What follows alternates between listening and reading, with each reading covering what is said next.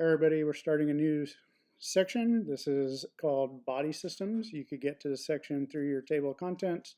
It's one right after photosynthesis and cellular respiration. It's titled Body Systems, and this is your vocabulary. While you're doing this one, please focus on the 11 body systems and how they interact with each other.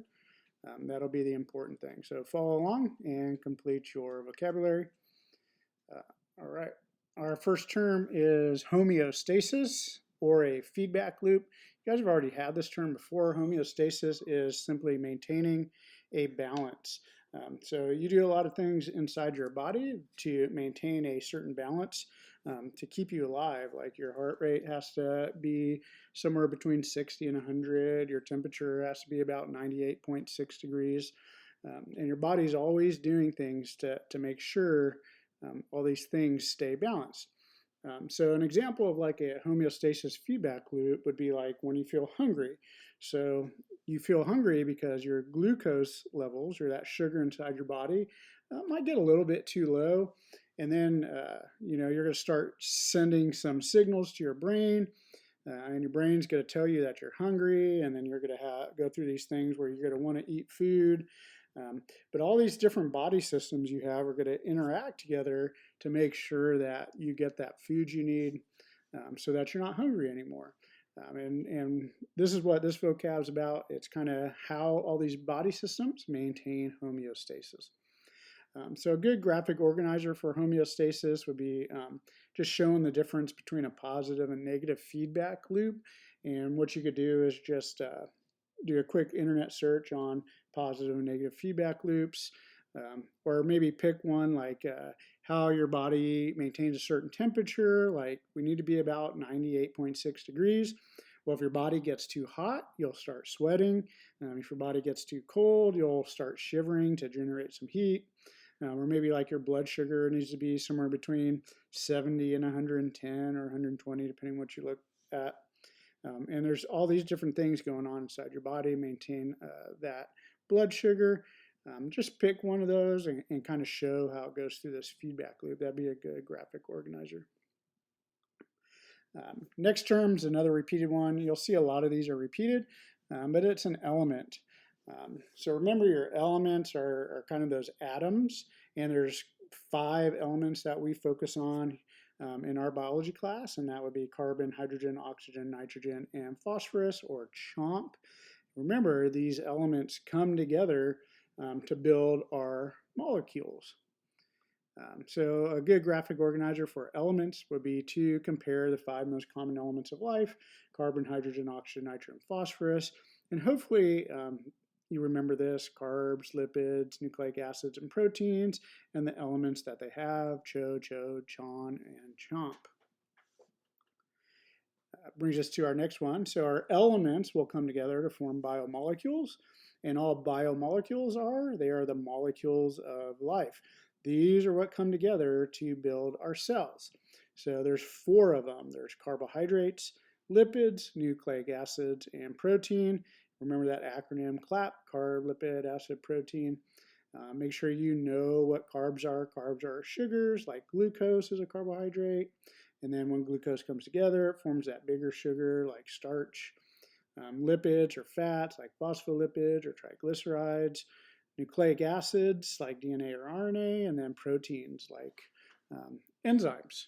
Good example of a protein. But there's 4 biomolecules: carbs, lipids, nucleic acids, and proteins. So a good graphic organizer here, just compare those 4 biomolecules: carb, lipids, nucleic acids, and proteins. And probably review those monomers. Remember, nucleic acids are made up of those things called nucleotides, which is that house, the pool, and the basement. Carbohydrates are made up of glucoses. So here's a glucose, there's a glucose, there's a glucose. Our lipids have glycerol and then the fatty acids. So 3 of them, that would be a triglyceride. Or if I have a head and 2 tails, that'd be a phospholipid. And then we have those amino acids that come together to build the primary structure of a protein. Now our biomolecules will come together to make cells, and cells are that basic unit of life. And remember, there's prokaryotes, which are cells with no nucleus. Eukaryotes, like plants and animals, have a nucleus. then have different organelles. Like here is a mitochondria. I know this is an animal cell because it's kind of round and there's no cell wall, but I do have that cell membrane. Here I have like rough and smooth ER. I have my Golgi body, looks like some centrioles right here. These little things are going to be ribosomes. So kind of review the different parts of a cell. So a good graphic organizer, can compare prokaryotes to eukaryotes, compare plants to animals, or maybe just list those different organelles. So here's an animal, it's nice and round. Here's a plant cell, has that cell wall, it's kind of squared off. Also has that big vacuole, has these chloroplasts. All right, cells come together to form tissue, and there's different types of tissue inside your body, and those tissues will eventually come together to form something else. So graphic organizer here, maybe compare the 3 layers of skin, or compare different types of tissue, or compare tissues in plant and animal cells, because plant cells come together to form a tissue, and it's going to be a little bit different than an animal tissue, but still kind of have that same function. So here you can see different types of tissues in here: smooth muscle tissue, connective tissue, nervous tissue, but they're just a collection of cells.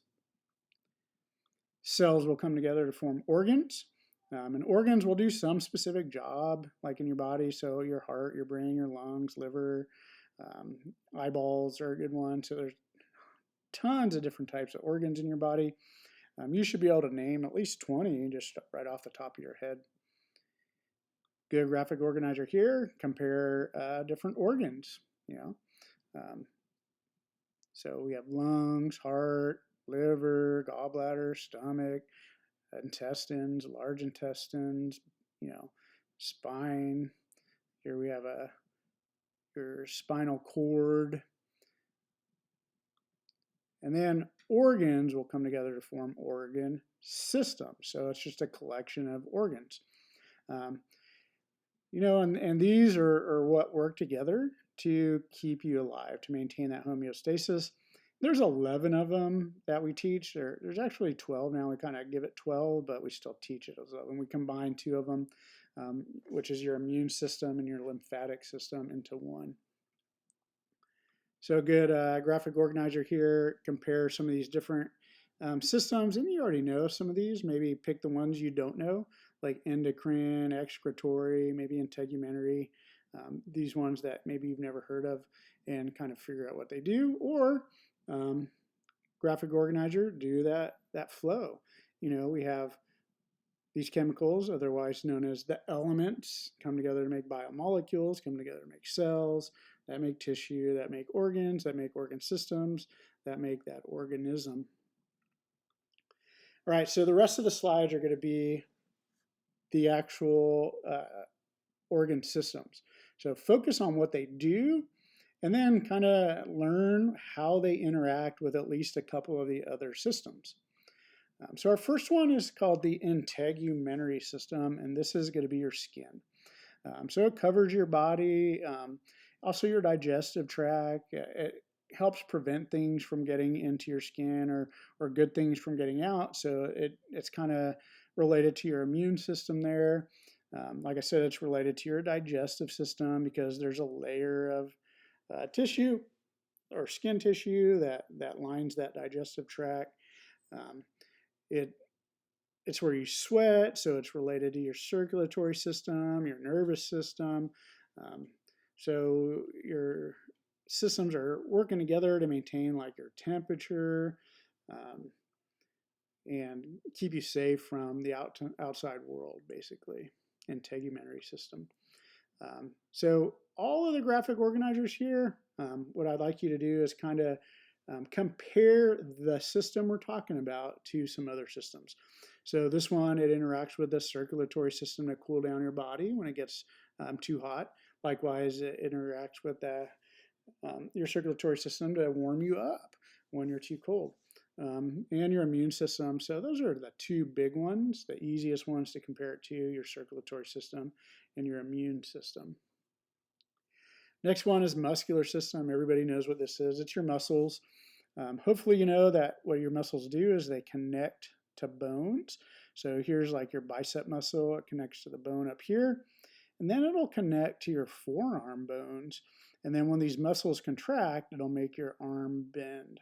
So that's what most of your muscles do is they make your bones move, or they move at the joint. Um, so this is how you guys are able to move. But there's also some muscles that, like your heart's a muscle that really aren't connected to bones, but like your heart's a muscle, it squeezes and it pushes that blood through your body. So you know that this is related to your skeletal system. You know it's related to your cardiovascular circulatory system. So it makes you move, right? Muscular system, controlled by your nervous system. So your brain tells your muscles when to contract. Your heart or your circulatory system, that's a big one that it's related to. Also, it's related to keeping you warm, stuff like that. So it's related to all the systems, but the easy ones would be maybe your nervous system, your skeletal system, of course, and obviously your circulatory system. Brings up skeletal system. That's bones. I think you guys already know that. This is all the bones in your body. Now, adult humans, we have 206 bones. They come together to form your skeleton. They protect your organs. So all your vital organs are in here. It protects it. Also allows you to move. If we didn't have these bones, we'd just be like this big blob of doughy, almost liquidy stuff. It'd be kind of funny. But here's one that's really important that you guys might not have known. Your bones are what make your blood cells. So there's some called bone marrow, which is in your long bones here, in your sternum and kind of your pelvis. But the inside of these bones are where your white blood cells and your red blood cells are made. So it's really related to your cardiovascular system. It's related to your immune system. It's related to your muscular system. Something interesting about our skeletal system is just about every animal in the world has a similar bone structure, especially vertebrates. They all have the spine here and a skull, and most of them have a pelvis like this. Animals that walk around, or even mammals that swim around, have this same structure here where their arms and legs have one bone here and two bones, then lots of bones and digits. Same with your legs, one bone, then there'd be two bones, lots of bones and digits, your toes. But even whales and dogs and just about any animal that walks around on the earth has that bone structure. That's because we share DNA with a common ancestor, and we'll talk a lot about that during evolution. So your skeletal system is definitely related to your immune system because it makes blood cells. It's related to your muscular system. It makes you move. It's related to your digestive system because it protects some of those organs in there. So find a couple that's related to. Next one is circulatory system. Some people call this your cardiovascular system. But this would be your heart and your blood vessels. So here's your heart, and then all the blood vessels that come out. So anything that's red here, this is going to be an artery, and that means that there's oxygen in this blood. So what your heart does is every time it squeezes or pumps, it pushes blood with oxygen to all the cells throughout your body. And then your body takes that oxygen, it makes energy, and then it produces carbon dioxide, through cellular respiration, and that gets pumped back into your lungs where the carbon dioxide can be breathed out and the oxygen is breathed in. So the red here, those are arteries. It has oxygen in it. The blue would be veins. It doesn't have oxygen in it. So anywhere in your body that you can feel a pulse, that would be an artery, and what you're feeling is your heart pump that blood. That blood is getting squirted through that artery. Circulatory system is related to a bunch of other ones, like it goes to your digestive tract, and that's how you digest your food. Your immune system travels through there, your white blood cells. Your excretory system, which we'll go over in a minute, which is how we pee out all the bad stuff. It's related to your respiratory system, which is where you exchange that oxygen and carbon dioxide. So pick a couple and show how they're related. The nervous system, that is your brain and your nerves. So you have your brain, your spinal cord, and then all the nerves that come out of it. And obviously, you guys know your brain controls everything. It tells your body what to do. And those nerves are kind of how your brain and the rest of your body communicate. There's different types of nervous systems. There's your central nervous system, your brain, your spinal cord, your peripheral nervous system, which is the nerves that come off of here and go to your arms and legs. There's something called the autonomic nervous system. Maybe you HST people will talk about that, your sympathetic and parasympathetic. But this is kind of automatic. You know, it's what we don't really control.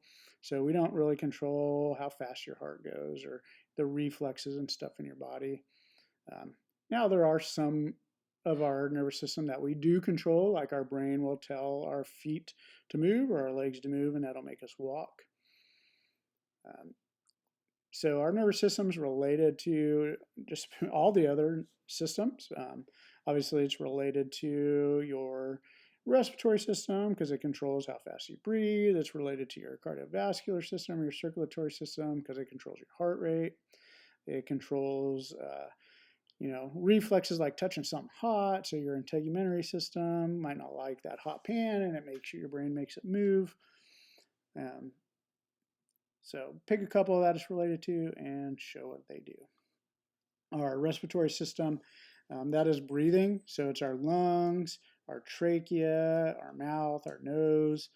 So we breathe the oxygen in, and then we exhale that carbon dioxide out of our body.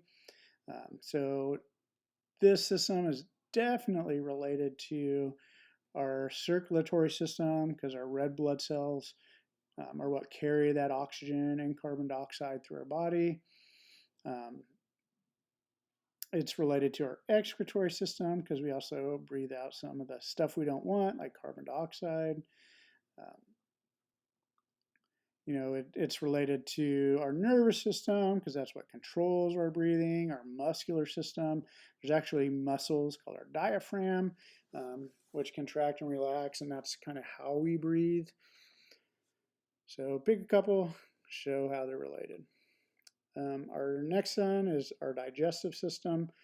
You guys know what this is. This is eating food and then getting all those nutrients into our blood.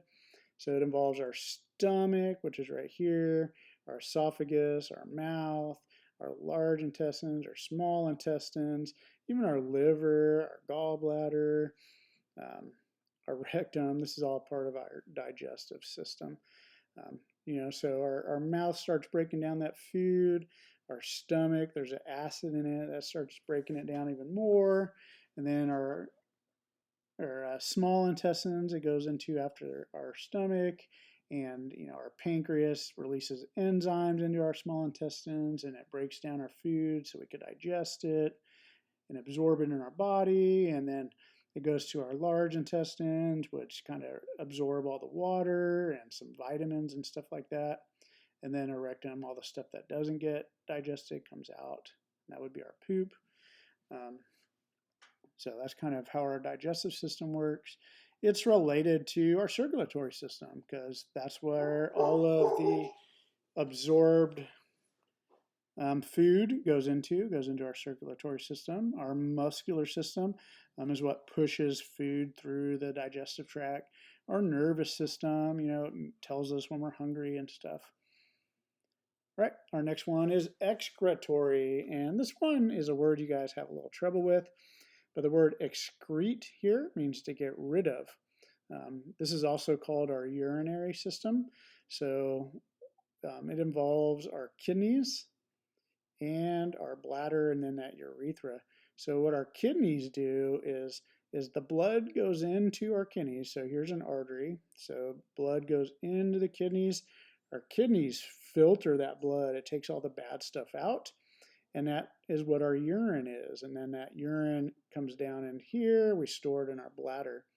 And then the good blood goes back out, right? So this would be a vein, and it might go back to our lungs, pick up some oxygen, and keep getting circulated through our body. But that urine, when our bladder fills up, our brain goes, oh, I have to pee, and then we pee that urine out through your urethra. So what it does is it gets rid of or excretes all the bad things from our blood by filtering our blood. And that's all urine is kind of the filtered blood. The more dehydrated you are, the less water is in there. So like the darker your urine's going to be. Also, your skin will excrete some things, so it's kind of related to your excretory system, and your lungs will excrete some carbon dioxide and stuff. But it's related to our circulatory system, obviously, because that's what cleans it out. Our integumentary system, our respiratory system. So pick a couple, show how they interact.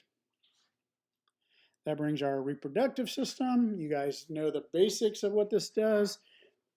Most of you are kind of lacking on the physical structures of it, but hopefully you guys can learn it. So here's a male reproductive tract. We're going to make babies here. And then here's our testicles, and our sperm is made in here.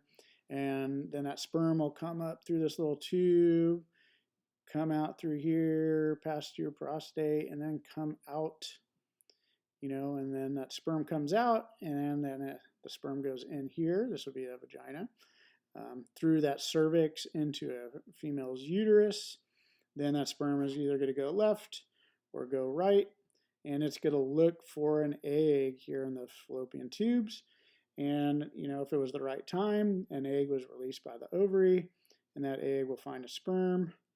It'll make a little fertilized egg. That egg will come and plant in the uterus, and then a baby will grow in here, and then eventually get pushed out. Or, that egg was made, it was released, it didn't find a sperm, and instead of implanting here in the uterus, it'll just come out along with the lining of that uterus, and that would be a menstrual cycle or a menstruation. So, the major parts of the male reproductive system, the penis, the testicles, prostate gland, and then for the women, obviously the vagina, the cervix, the uterus, fallopian tubes, and ovaries. Now there's other parts involved, but those are the major ones. It's really, really related to this endocrine system, which is the next term, but this is hormones. So a lot of female hormones are made here. A lot of male hormones are made here. Also, it's related to muscular system, like we can't have babies without that muscular system. And brings us to our endocrine system. So this one you need to memorize as hormones. So if you ever see this word endocrine, it's going to mean hormones. So there's male hormones. The main one is testosterone, main down here in the testicles. Now women do have a little bit of testosterone. But if you have a lot, it makes you grow facial hair, have a deep voice, grow bigger muscles. In fact, if you take steroids to get bigger muscles, you're usually taking testosterone. Women, their main ones are like estrogen and progesterone. These two are kind of what controls the reproductive cycle in the female. But a lot of things are controlled by hormones, because hormones are kind of how your cells talk to each other. And there's some adrenal glands in here right on top of your kidneys. Those make a lot of hormones. Your pancreas makes hormones. Your thymus here makes hormones. Your thyroid gland makes hormones. Your pituitary gland up here in your brain make hormones. So there are a lot of places in your body that make different hormones. So it's related to your digestive system, because your pancreas makes all these hormones, your nervous system, because this is how things, talk to your body, talks to each other. Obviously, your reproductive system. This is how you make babies or have your reproductive cycle, stuff like that. Next one is the immune system. And this is what protects your body from bad things like viruses and bacteria or fungus or something like that. This is mainly going to be your white blood cells.